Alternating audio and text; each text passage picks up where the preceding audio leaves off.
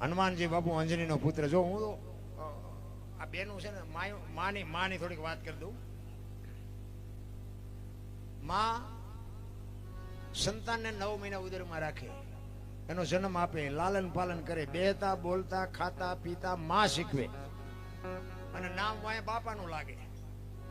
બોલો, ફલાણા ભાઈ જો હોય, ફલાણા ભાઈ ફલાણી માં હોય ન હોય. તો માનો ભોગ છે એટલો બાપનો નથી, આખી દુનિયાને ખબર છે. તો આ ખોટું નથી, પણ માનું સમર્પણ છે, માનો ત્યાગ છે. માં છે ને એક મમતાની મૂર્તિ છે, મમતાનો મહાસાગર છે. પારકા પોતાના કરે ને એને બાપુ દીકરી કહેવાય. ઠીક છે, અત્યારે તો બધું કઈ બહુ લાંબુ વાત કરે જેવું નથી, પણ પેલાનો સમય બાપુ દીકરીએ ગામનો ઝાંપો ન જોયો હોય, સારી રીતે દીકરીએ ગામનો ઝાંપો ન જોયો હોય, અને 50 કિલોમીટર 100 કિલોમીટર બાપુ દીકરીને વળાવે, એ હાવ બાપુ પારકા પોતાના કરી શકે ને પોતાને અપનાવી લે, એને દીકરી કહેવાય. તમે 2 દી ગામત્રે જાઓ ને તમને હાજે એમ થાય ઘર ભેગા થાય, ઘર ભેગા, પણ તમને કોઈ રાખે એવું જ નથી. તમને ઘરે જ જવું પડે. સમર્પણની મૂર્તિ છે. 50 વીઘા જમીન હોય, 2 દીકરા હોય, 1 દીકરી હોય, તો 25 વીઘાના 2 જ ભાગ કેમ પડે? દીકરીનો કેમ નથી પડતો? એનું સંતાન નથી. અને કોઈ દીકરી બાપુ કોર્ટે ચડીને બાપ સામું કોર્ટે ચડી હોય, મારા બાપાએ મારા ભાઈઓને વેચી દીધું, મને કાંઈ ન હોય, એક દાખલો હોય તો મને દેખાડો. અત્યારે કદાચ હશે, હો, અત્યારની વાત નથી કરતો હું. હા, પાછો આ તમને ખુલાસો કરી દઉં. અત્યારે તો અમારે અહીંયા બન્યું છે એટલે કહું, પણ આ પેલાની વાત કરું છું. એ કે મારા બાપાએ જે મને આપ્યું હોય ને જ્યાં મને દીધી હોય, બસ મારા માટે હોનાનું છે. હરફ કાંચડી ઉતારીને જેમ વયો જાય ને, એમ દીકરી બાપુ વહી જાય કે હવે આ ઘર મારું નથી બાપુ. પારકા પોતાના કરે એને દીકરી કહેવાય. એટલું સમર્પણ કરે, એટલું લાલન પાલન કરે, તોય બાપુ એની વાહે એના બાપનું નામ રખાયું. શું કામ? એની વાહે એના બાપાનું રાખો. એ કે શું કામ? એ કે આ દારૂની કોથળી તોડીને ધોળીમાં માછું ગાલીને પીડ્યો હોય, કોક એમ કે કોનો છે, ફલાણી માનો છે, મારા ખોળી આમ જીવ નહીં રહે, એની વાહે એના બાપાનું રાખો. કે માર નથી જોતું. કારણ કે 9 મહિના જેને ઉદરમાં રાખ્યો હોય તો વેદના કેવી હોય તો માને ખબર હોય. ઈ દીકરા જો એવા કપાતર પાકે તો માને એમ ન થાય, અરે આ 9 મહિના પાણો મેં ઠાર્યો, તું આવો પાક્યો. ઈ કે એના વાય બાપાનું રાખો. અને હારા દીકરા છે ને એની વાય માનું લાગે. તમને ન ખબર હોય તો કહું, હનુમાનજી કોનો, અંજનીનો, કર્ણ કોનો, કુંતીનો, ભીષ્મ કોનો, ગંગાનો, શિવાજી કોનો, જીજાબાઈનો, ગાંધીજી કોનો, પુતળીબાઈનો. હારા હારા માના બગડેલા બાપાના. માં છે ને, માં ઉપર બેઠી, ધજામ જાઓ, આરાસુર જાઓ, ચોટીલા જાઓ, પાવાગઢ જાઓ, બધે માં ઉપર બેઠી. શું કામ? મારા સંતાનની નજર રહે એટલે માં ઉપર બેઠી છે. આ દેવી માં ભગવતી શક્તિ, અખિલ બ્રહ્માંડના માલિકના વિશ્વનો બનાવવાળી જો કોઈ ધણી હોય ને તો માં ભગવતી દેવી શક્તિ છે. પિંડ જે ધરતીનો બનાવી શકે ઈ માં ભગવતી છે. ધણી તો છે કોઈ બીજો થઈ ગયા બીજા. માં છે ઉપર બેઠી છે, સંતાનની નજર રહે. બાપા બધા ભોંયરામાં છે, તંબકેશ્વર ને રફાળેશ્વર ને ભોંયરેશ્વર ને રિયા સલમુ દાબે. માં તો માં છે. ભલામણ મોઢે બોલો, માં હાથે નાનપણ સાંભળે. ઈ મલક બધાની મજા પછી કડવી લાગે કાગડા. હનુમાનજી મહારાજ નો જયારે જન્મ થાય અને હનુમાનજી માને ઈ માં જીજા અંજની માં ખોળામાં જયારે પૈપાન કરાવવા માટે લીધો ને, અને માં અંજનીની આંખમાંથી આહુડા મીડ્યા પડવા, અને હનુમાનજીને એમ થયું કે દીકરો થયા પછી માના તમામ દુઃખ હોય તો ભાંગીને ભૂકો થઈ ગયા, અને હું કેટલો અભાગ્યો, હું આવ્યો ને મારી માને રોવું પડે. ત્યારે અંજની માં કહે છે કે બેટા તું અભાગ્યો નથી, અભાગણી હું છું. ઈ કે કેમ? કે મને એવો હરાપ છે કે તને દીકરો થાય ને, જો દીકરો થાય ને તો હવા પોર દી ચડશે ને તારો દીકરો ગુજરી જશે. એટલે હું વિચાર ઈ કરું છું કે હમણાં સૂરજ નારાયણ ઉગશે ને, હવા પોર થાય ને ત્યાં તું વયો જઈશ, એટલા માટે મારે રોવું પડે. અને તેથી હનુમાન જે હોકાર કર્યો, હો ભાઈ, હળી કાઢી અને સૂરજ નારાયણ ને બાપુ પકડી લે. જો સૂરજ નારાયણ ને પકડાય નહીં, પણ માનું કામ કરવા જાવ ને એમાં બાપુ તમને દુનિયામાં કોઈ વિઘન ન આવે, એ આપણી ગેરંટી. સૂરજ નારાયણ ને પકડે અને આખા દેવ લોકમાં બાપુ ખળભળાટ મચી ગયો કે આ સમય થયો, સૂરજ કેમ ન હોય યાર? અને એક દી સૂરજ ન ઉગે તો હવાય ડબલા ચડે કેમ થાય? સૂરજ ન ઉગે કેમ થાય? આ ધરતી, આકાશ, પવન, પાણી અને પ્રકાશ, આ 5 તત્વનો આપણો દેહ છે. હવારે હું તો એમ કહું છું બધાને કે જાગીને આ 5 તત્વને પગે લાગવું જોવે. ઈ છે ને એટલે આપણે જીવી એકવી છે. આ હવા છે ને એટલે જીવી એકવી છે. પાણી છે એટલે જીવી એકવી. ધરતી, સૂર્ય, પ્રકાશ, આ જો ન હોય ને તો આપણે ફટ લઈને ફટ મરી જાય. આ 5 તત્વનો દેહ છે ને 5 તત્વને આપણે હવારમાં પગે લાગવું પડે. તારી કૃપા છે એટલે આ દુનિયામાં હરી ફરી છે. મંદિરે નો જાય હાલે, એને પગે નો લાગી હાલે, પણ આના આ તત્વનો દેહ છે. આપણો દેહ જે હાલે છે ને એને લઈને હાલે છે. સૂરજ નારાયણને પકડી લીધા ને આખા દેવલોકમાં બાપુ ખળભળાટ મચી ગયો. બધા ગયા કે હાલો હાલો જાય. સૂરજ નારાયણ કેમ આજ હુઈ રહ્યા? તે ગયા ને હનુમાનજી મહારાજે પકડી લીધા. એ કે હનુમાનજીને કે હનુમાનજી હું તમે કરો છો છોડી દો. એ કે છોડવા નથી થતા. મારી માને હરાપ દીધો છે. શું મારી માએ ગુનો કર્યો હતો? અને જે ગુનો કર્યો હોય એ હરાપ માંથી મુક્ત કરો તો છોડવા છે. ને આખી દુનિયા ભલે વિનાશ થઈ જાય, સૂરજ ને ઉગવા જ ન દો. ઈ કે પણ હવારે હવા પોર ચડે એનો હરાપ હતો, હવે તો રોંઠો થયો. તમારી માનો 4 નો હરાપ મટી ગયો. ઈ બાપુ દીકરા જન્મતા વેચ જેને મા બાપ ને બાપુ હરાપ માંથી મુક્ત કરી દે ને ઈ દીકરાને દુનિયા પૂગે. લંકાના પટાંગણમાં રામ રાવણ નું યુદ્ધ થયું ને, તેથી એક મેઘનાથ નું બાણ વાગે અને લક્ષ્મણ ને મૂર્છિત કરી નાખે. અને અખિલ બ્રહ્માંડ નું માલિક રામચંદ્ર પરમાત્મા બાપુ ડળક ડળક ડળક આંખમાંથી મોતીડા પડે એમ બાપુ આહુડા પડે. અને લક્ષ્મણ ની જટામાંથી ઠેકી ઠેકીને મોતી પડતા હોય એમ રામના આહુડા પડે. તેથી હનુમાનજી મહારાજ પડકે ઉભા છે ને હનુમાનજી રામને કહે છે કે રામ તમે રોવો તો દુનિયામાં શું રે? આ જીવન મરણ છે તો કુદરતનો ક્રમ છે. તેથી રામચંદ્ર પરમાત્મા હનુમાનજીને કહે છે કે રામ રોવણ હાર ઈ રોતાને રાજી કરે. આ તો વાલપનો વ્યવહાર રોય બતાવે રામજી. મને ખબર છે પણ કાલ દુનિયા એમ મારા નામનો કેડો પાડી દે કે ભાઈ જેવો ભાઈ પીડ્યો તો ભાઈની આંખમાં આહુડું નહોતું આવતું. ભાઈ ભાઈનો બાપુ જે મેળ છે ને એ તો રામાયણ તમને મને બતાવે. લક્ષ્મણે 14 વર્ષ બાપુ સેવા કરીને તોય સંતોએ ના પાડી કે ભાઈમાં નો હાલે. ભાઈ તો ભરત જેવા હોવા જોઈએ. વિચાર કરજો, આપણને આપણી નજરે એવું લાગે કે રામની સીતાની સેવા લક્ષ્મણે કરી એવી ભરતે નથી કરી, પણ છતાંય સંતોએ ચોકડી મારી દીધી કે ભાઈ ભરત જેવા હોવા જોઈએ, લક્ષ્મણ નો હાલે ભાઈમાં. આમાં હું વિચારું, 14 વર્ષ પૂરા કરીને આવ્યા ને પછી રામ ને લક્ષ્મણ બે બેઠા હતા. રામચંદ્ર પરમાત્મા લક્ષ્મણ ને કહે છે કે લક્ષ્મણ મને તારા મોઢા ઉપર કઈક દુઃખ હોય એવું લાગે છે. તું આપણે આવ્યા તે તું આમ તને કઈક તકલીફ હોય એવું લાગે. શું છે? કઈક ખુલાસો કર તો મને ખબર પડે. કે ના મોટા ભાઈ એવું કઈ ને કે ના પણ મેં તને નાનેથી મોટો કર્યો, મનનો ખબર તને કઈક તકલીફ તો છે. ત્યારે લક્ષ્મણ કહે છે મોટા ભાઈ હા એક મને તકલીફ છે. કે શું? કે તમારા મારા બાપ દશરથ? તો કે હા. તમારા મારા ગુરુ મહારાજ વશિષ્ઠ મહારાજ? તો કે હા. તમારી 14 વર્ષ મેં સેવા કરી એમાં મારી ક્યાંય ભૂલ આવેલી કે ના? તમારી અને મારી માની સેવામાં કઈ ખામી ખરી કે ના? તું આવા પ્રશ્ન હું કામ કરે છે?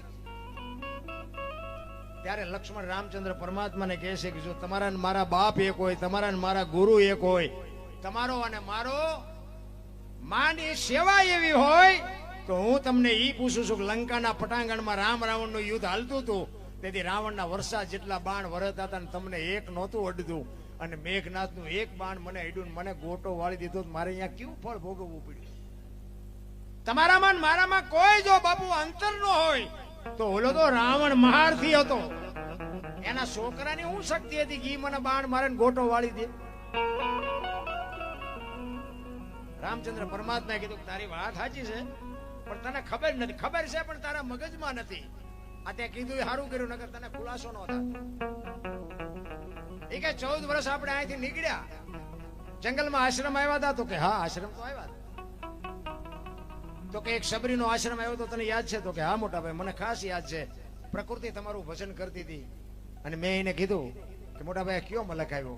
તમે કીધું કે એક ભીલડીની બાઈ મારા નામના જાપ કરે છે. એને આપણી આગતા સ્વાગતા કરી દીધો કે હા બેસવા માટે ચાદડી પાથરી દીધી હતી, આસો પાલવના તોરણ બાંધ્યા હતા. તો કે જમવાની વ્યવસ્થા કરી હતી કે હા જંગલમાંથી બોર લઈ આવી. એ કે મેં ખાધા હતા કે હા મોટા ભાઈ તમે તો ઠળિયા હોતા ખાઈ ગયા હતા. એ કે લક્ષ્મણ ત્યાં ખાધા હતા. અને અહીંયા હબાકો આવ્યો લક્ષ્મણને ભાઈ કે 14 વર્ષમાં અહીંયા ભૂલ કરી ગયો. તેથી રામચંદ્ર પરમાત્મા લક્ષ્મણને કહે છે કે લક્ષ્મણ તું સુમિત્રાને મૂકીને સીતાને માં કહેતો હોય, દશરથને મૂકીને મને બાપ કહેતો, ને અયોધ્યા જેવું રાજ મૂકી અને મારી ભેળો જો રખડવા આવ્યો હોય, હું તને ઈ કહું છું કે ભીલડીના હેઠા બોર ખાવામાં મને વાંધો નહોતો ને તને હું તેથી ઘા વાઈ ગયા.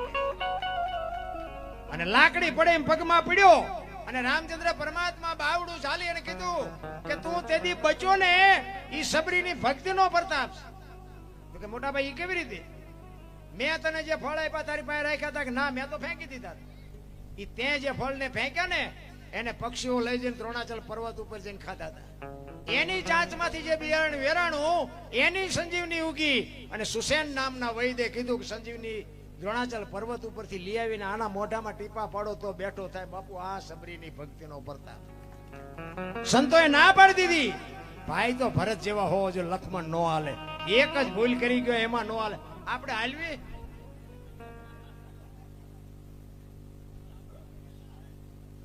એ તો ભાઈ કહેવાનું અમારા ભાઈ છે, બાકી બધું જેમ છે. અરે બાપુ સબરીની શું ભક્તિ. સબરીનો એક તમને પ્રસંગ કહું. સબરી જો ગુરુ મહારાજ ઉપર બાપુ ભરોસો હોય તો આની વાત છે. એક ભીલની બાઈ, કોઈ વેદનું શાસ્ત્રનું કોઈ અનુભવ નહોતો. અને એના ગુરુ મહારાજ માતંગ ઋષિ એને કીધું બેટા એ બે જા વહેલો મોડો રામ આવશે. અને એક જ શબ્દ પકડીને બાપુ બે 8-10 વર્ષની દીકરી એ બે ગઈ અને આખા દી રાહ જોવે હમણાં આવશે હમણાં આવશે હમણાં આવશે. હાંજ પડે કે આજનો આવ્યો કઈ નહીં કાલે આવશે. બીજે દી એનો ઈ પ્રોગ્રામ. હાંજ પડે કે આજનો આવ્યો કઈ નહીં કાલે આવશે. ચાંદીના પતરા જેવા વાળ થઈ ગયા હો. 70-80 વર્ષની ઉંમર થઈ અને નેજવા કરે છે. અરે મારા બાપ કેટલી મારી આખી જિંદગી વહી ગઈ. રોજે રોજ રામની રાહ જોઉં છું. હજી નો આવ્યો હજી નો આવ્યો. નહીં આવે એ નહીં આવે એમ કે અંદરથી અવાજ આવે મારો ગુરુ બોલ્યો એ કોઈ દી ખોટું પડે નહીં. આવે બાપુ આવી જો ગાંઠ વળી જાય ને તો જ મળે, એમ નામ રેઢું નથી. અને પછી જયારે રામ અને લક્ષ્મણ બે સીતાજીની શોધ કરવા માટે નીકળ્યા અને ઈ મલક આવ્યો. પ્રકૃતિ રામનું ભજન કરતી હતી. લક્ષ્મણ પૂછે છે મોટા ભાઈ આ કયો મલક આવ્યો? આ તો હુકા પાંદડામાં તમારું નામ બોલાય છે. અને બાપુ સંતોનું મંતવ્ય છે, તમે માનો ન માનો મુબારક, મારે કોઈ મનાવવા નથી. પણ સંતો એવું કહે છે એક જગ્યાએ બે અને 3.5 કરોડ નામના જાપ થાય ને, કોઈ પણ નામ, રામ કૃષ્ણ રામાપીર શિવ કે ઓમ કે જે લેતા હોય, એક જગ્યાએ બેહી 3.5 કરોડ નામના જાપ થાય એટલે ધરતીમાંથી અવાજ આવવા માંડે, દિવાલમાંથી અવાજ આવવા માંડે, હવામાંથી અવાજ આવવા માંડે. એક જગ્યાએ જો 3.5 કરોડ એક જ હારે નહીં પણ તમે જે જગ્યાએ બેહતા હોય એ જગ્યાએ બેહીને તમે 5-25 જેટલા લેવાય એટલા લીધા કરો. અને જેથી 3.5 કરોડ નામના જાપ થાય અને જો એ અવાજ તમને હામાં ન મળે તો આપણે ભજન ગાવાનું બંધ કરી દઈએ. આ સંતોનું મંતવ્ય છે. ભજન બાપુ છે ને કોઈએ ભાળ્યું જ નથી, ભગવાન કોઈએ ભાળ્યો જ નથી. પણ આમ જેના કામ થઈ ગયા છે ને એમ ભગવાન છે. એ સબરીએ બાપુ 70-80 વર્ષ સુધી રામનું ભજન કર્યું છે. નામ કેટલા થયા છે? લક્ષ્મણ પૂછે છે મોટા ભાઈ કયો મલક આવ્યો? અને ત્યારે કહે છે જો હામી ઝૂંપડી રહી ને એમાં એક ભીલની બાઈ મારા નામના જાપ કરે છે. એ કે જાતો જોતો. અને ત્યાં જઈને બાપુ લક્ષ્મણ જોવા ગયો અને શેષ નાગનો અવતાર ભાઈ ધ્રુજી ગયો. એને એમ થયું કે આહા મારા ભાઈના નામ ઉપર એને આખી જિંદગી ઓળ ઘોળ કરી નાખી. અને હરવી હરવી બાપુ આમ નેજવા કરી કરીને જોતી હતી કે રામ કઈ બાજુથી આવશે, મને સંભળાતું નથી, મને નજરે હવે દેખાતું નથી. હું તો પૂછવાનું ભૂલી ગઈ મારા ગુરુને કે શું વાહન લઈને આવશે, કયા રસ્તેથી આવશે, કેવા કપડા પહેર્યા છે, આ તો મને ખબર જ ન, મેં કઈ પૂછ્યું નહીં. અને હળવી હળવી બાપુ ગાતી હતી. શું ગાતી હતી બાપુ? આ એને ગાયું એક ન ગાયું પણ કઈક આવી પીડા હતી એની. સબરી બાપુ રુદન કરતી કરતી ગાતી હતી. શું ગાતી હતી? ઠાકર મને તું મેલ માઠેલી અને તું છો એકલનો મિલી, અમે તારા યોગ કહેવાઈ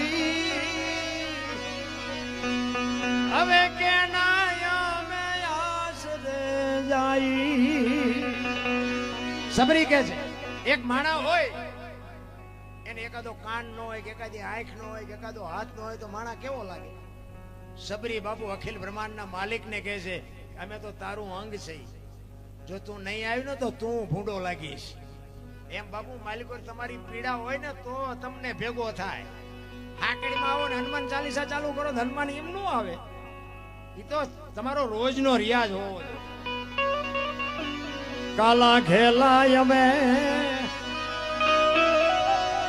તારા કેવાય ન જો પીએ તારા આઈ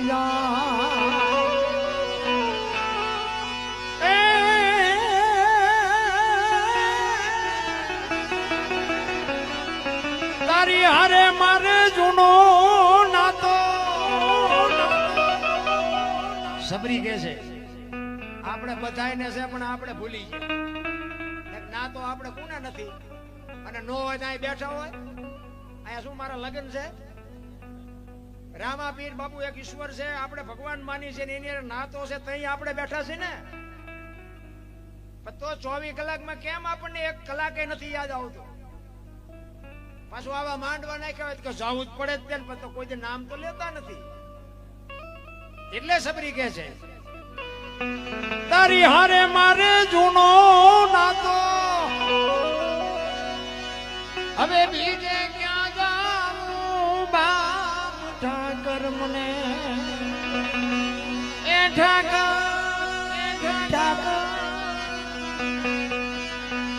ઠાકર મને મેલ માઠેલી તું છો એ કાનનો વેલી. આ સાધુ પૈસા નાખે તમને કઈ નથી થતું. આ વાંયથી આવો જો, વાંયથી આવો જો, આ પરસો હોળી ગયો. આમાંથી નથી લઈ જવાના મારે. મધ દરિયામાં એ મારું નામ પડ્યું છે ને થાય છે હાલાકનો. આ સંસારના સાગરમાં બાપુ આપણા બધાના હોડા હાલ્યા જાય છે. મારો નાચ એનો બાપુ ત્રાજવે છે ને એના કાંઠે ભૂગવાના છે. બાકી ઓલો કોરોના આવ્યો હતા કેટલાયના ગલોટિયા ખાઈ ગયા, કોઈ નો બચાવ્યો. હે પૈસાના ડટા હતા, ઓક્સિજન હતા, ડોક્ટર હતા, વાહન હતા, બચાવી ન હોય ક્યાં કોઈ. એ તો બાપુ જેનો ત્રાજવે છે ને એના જ કાંઠે પૂગવાના છે. મધ દરિયામાં એ મારું વાણ પડ્યું છે ને થાય છે હાલાકનો.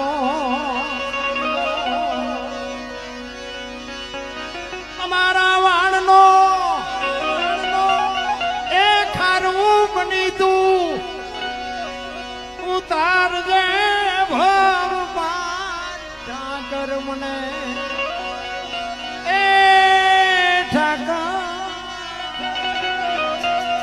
ઠાકર મને મેં માઠેલી તું છો એ કાનનો વેલી. અમે તારા થઈ એ આડતિયાને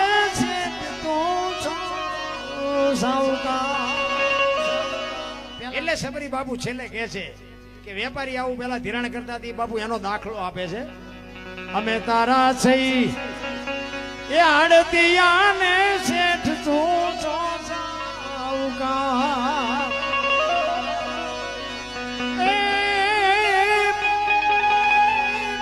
તારું લેણું છે ત્યાં લગી બીજો ધીર છે નહીં તાલવાર ઠાકર મને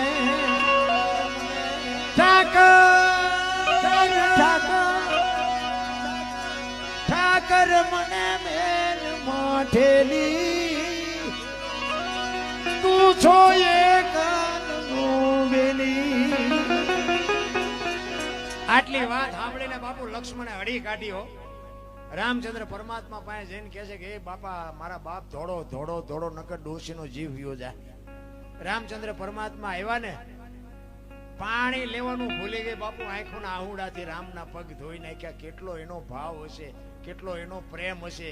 અને એટલી હરખમાં હતી અને હરખ એને રામ આવ્યા એનો તો હતો પણ મારા ગુરુ બોલ્યા ઈ આજ સાચું પડ્યું એનો જે હરખ હતો ને એની કહું તૂટતી હતી બાપ વાહ મારા ગુરુ વાહ મારા ગુરુ બોલ્યા ઈ આજ સાચું પડ્યું બાપુ આનું નામ ભજન છે